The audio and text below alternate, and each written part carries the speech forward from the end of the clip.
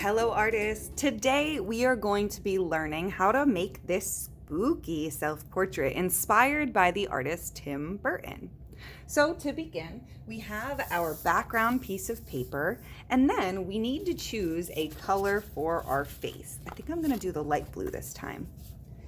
Now, Miss Eicher has some tracers for you. So remember, when we are tracing anything, we need to place our tracer on the paper we're tracing. So right now it's the blue one.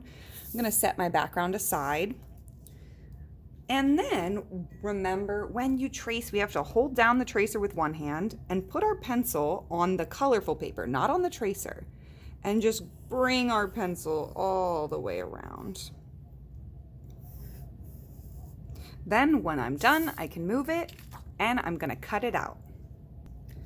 Now that my face is cut out, I would usually throw away my scraps, but right now I just need to take a little corner of my scrap and get a square. That square is gonna be the neck for my face.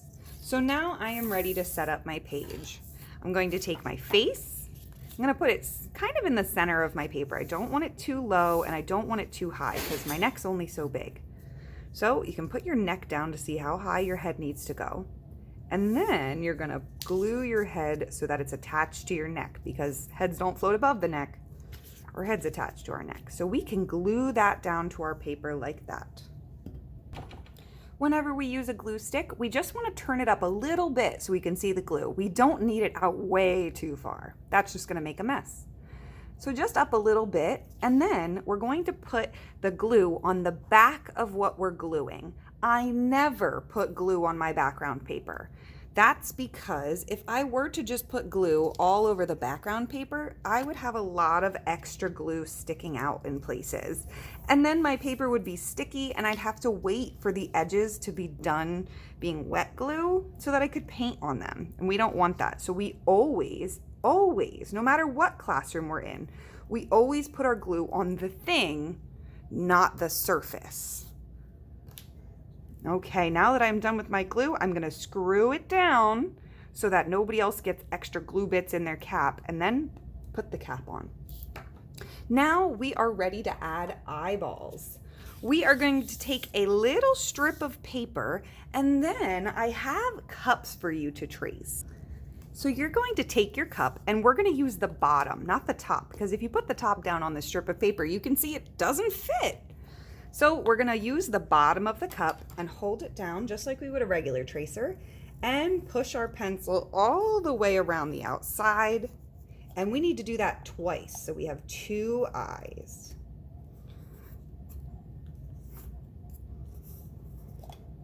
All right, and once your eyes are traced, you can cut those out as well.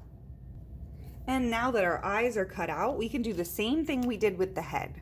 We're going to put the glue on the eyeballs, not on the surface that we're gluing on.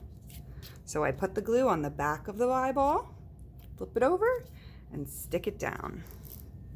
All right, now we are ready to add the other parts of our face. So on your table, Miss Eicher is going to pass out a sheet of facial features. These are facial features that our artist, Tim Burton, might have used. So you can see that he kind of uses these pointed noses. They don't really look like real noses, or sometimes he uses different shaped noses that are on that paper. And my favorite is this mouth with the X's on it because it looks like they stitched it up. So it really looks spooky. But there are tons of other mouths on that paper for you to choose from if you didn't want to do the spooky mouth, or you could do the spooky mouth without the lips. If you didn't want it to wear lipstick, that's cool too. I think that's what I'm gonna do. I'm gonna make my spooky mouth without lipstick. And then you guys can look at that sheet and just fill in whatever you want on your face. And if you think that you have a different design that you'd like to put on your face, we could try it. But when we're drawing in pencil, we want to make sure that we're drawing lightly just in case we have to erase. We're going to go over this in Sharpie and make our lines super black once we like the way it looks. So Sharpie is going to cover any pencil lines. So right now, we just want to make sure we have a guide for our Sharpie, and if we don't like it, we can always take our eraser and erase any mess ups. And then it's not there permanently. We got rid of it. So once you have all your facial features done, you're going to trace it in Sharpie. We're not going to do Sharpie on the hair because we're going to paint that. So please do not add any Sharpie hair.